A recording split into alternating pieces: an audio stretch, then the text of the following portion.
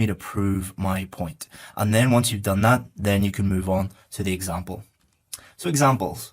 The examiners want you to demonstrate that you know how to use examples. The examiners don't want you to demonstrate that you have an unbelievable memory and you can memorize lots and lots and lots of different news stories and facts and figures and stuff like that.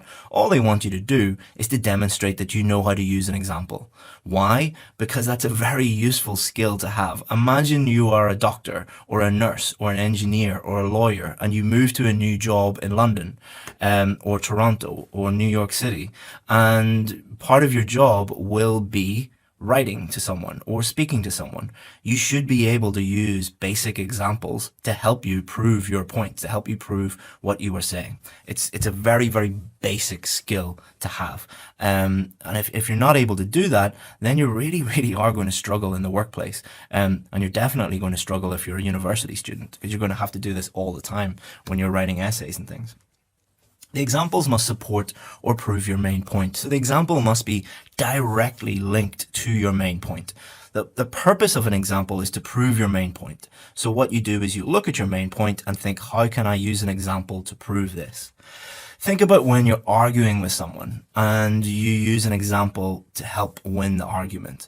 And you probably do this all the time. Imagine you're fighting with your siblings or your husband or your wife. Like, let's say, for example, my wife says to me, like, you left the ice cream out last night and it melted all over the place. I'd say, well, so what? So then she would explain to me why that's a problem. Well, you just wasted lots of money and there's ice cream all over the floor and I have to clean it up and I don't have time to do that. And it's not nice to have, ice cream all over the floor. And then I would say, really? Did that happen? And she, yeah, like you did that last night. I had to clean it up this morning. Look at the floor. That's her example. She's proven her point. That's a very simplistic example of like a husband and wife having an argument. But you can probably think of hundreds of debates or arguments that you've had with people in the past. And using an example is very, very, very strong. Because it blows people out of the water. They can't argue back if you have a concrete example that proves your point. So it's really, really important you know how to do this. And it's very useful for arguing with people. Someone like me who constantly posts stuff online, 5% of the comments will always be people arguing with me. And all I have to do is just go, well, here's an example that proves my point. Thank you. Which is very, very useful. Okay, so examples do not need, in the context of the IELTS test, the IELTS writing test, examples do not need to be true, but they must make sense. So you're not expected to have like an encyclopedic knowledge of, data and research and all of these different things that you need to do. It's not like that. And it's not a lie detector test. It's not a truth test. You can make things up to fit in and help you prove your points, but they must make sense. They must be believable. You can't just make stuff up, out of thin air and it sounds totally implausible. So two ways that you can easily create examples. So there are hundreds of, not hundreds actually, there are, 10 or 20 different ways that I teach people how to write examples on my course.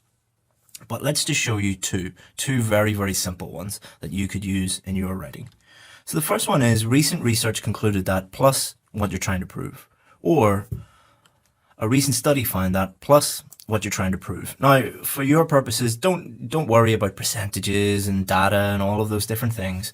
Just put a recent research concluded that plus what you're trying to do, or a recent study found that plus what you're trying to do, what you're trying to prove. So let's look at that, what those would look like. You can also use newspapers, magazine stories, a clip you saw on YouTube or a news story or something like that. Personal experiences, personal examples are okay, but you need to be very, very careful. I would avoid personal examples, personal circumstances. I'm not going to get into why or why not, because it just takes too much time to explain. They're okay, but I would generally not use them. Again, think about explaining it to somebody who knows nothing. What would you use to help illustrate this to an alien from a different planet?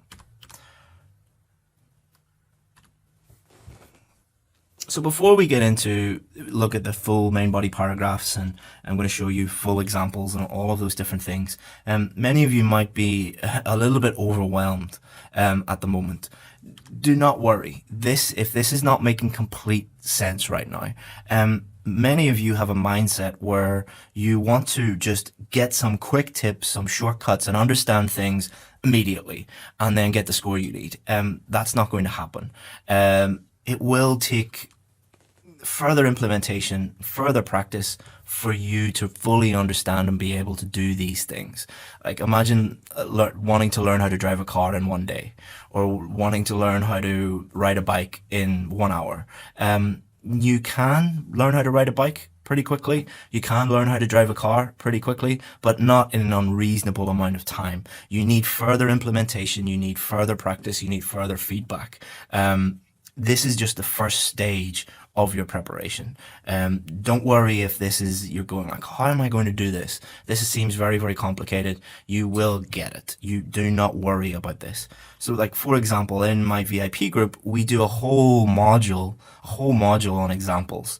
Plus we look at each of the different 5 essay types individually for all of these different things. And we also have like Facebook Live videos on examples in the VIP Facebook group. We constantly give people work to do. They do them, they practice them, we give them feedback on them, and that's how they learn, and that's how they get it. So if you're not fully understanding all of this, or you get your feedback later on tomorrow, and you're not perfect yet, you don't need to be perfect.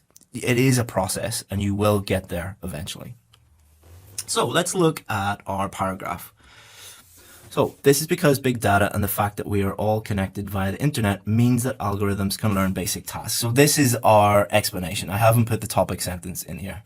As a result, software does not need to be programmed, but can learn from millions of other devices around the world. So the bit in purple, that is my explanation. All right, and then here is my example. For example, Tesla cars now come with autopilot, which drives the car itself and shares the data with all other Tesla vehicles. So this is a perfect example because it's a real car that actually drives itself. All right, so if you know of an example that perfectly supports your main idea, then that's great. Use that. I really love Tesla cars. I read about them quite a bit. But you don't need to use a Tesla car as an example. It fits perfectly here, but there are 100 different other examples that you could use. So this is the full paragraph. So you can pause the video and you can have a read of this, but let's just talk about it briefly for a moment. We have the topic sentence in the first sentence here. What does the topic sentence do? It says, hello, Mr. Reader, hello, Mrs. Reader, whoever's reading. This is what I'm going to talk about. Then the next 2 sentences, and it doesn't have to be 2 sentences. Your explanations could be 1 sentence, 3 sentences, 4 sentences. Do not worry about number of sentences really, or number of words really. Focus on the actual quality of your work rather than how short or how long it is. What this does is it explains fully what I think about my main point, how it answers the question and approves my main point. And then the example helps support my main point. So think about this as an argument.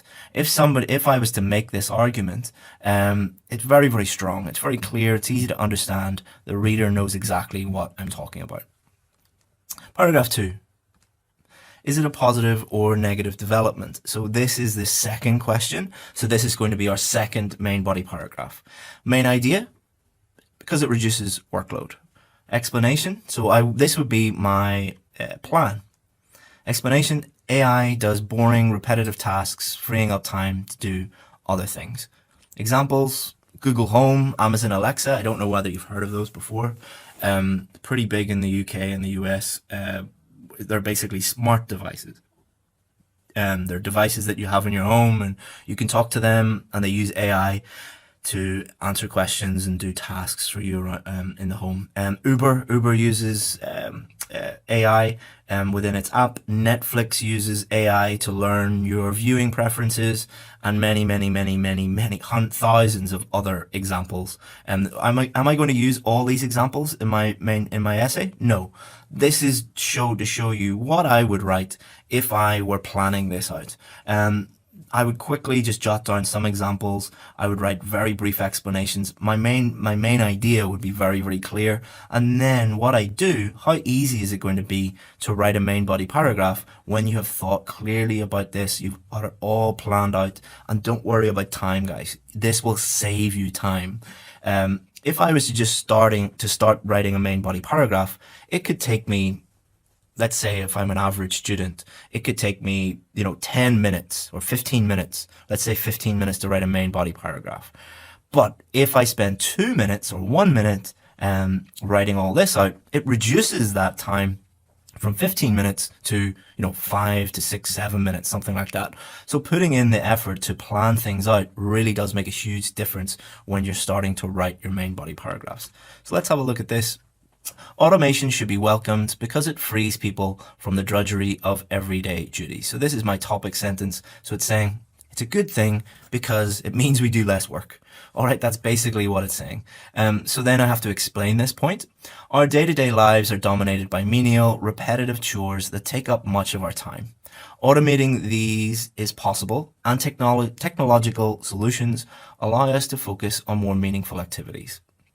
Then I need to explain this. For example, there is now a robot that both cuts grass and hoovers carpets, and the manufacturers estimate that this will save the average person 3 weeks per year.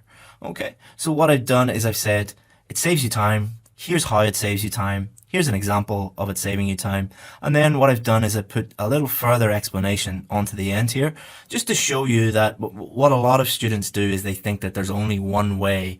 And when I teach them how to do anything, they're like, okay, I'll stick exactly to that. Or some other students say, well, can we write 3 explanation sentences? Can we write 1 at the ends? Can we write you can pretty much do what you want, guys.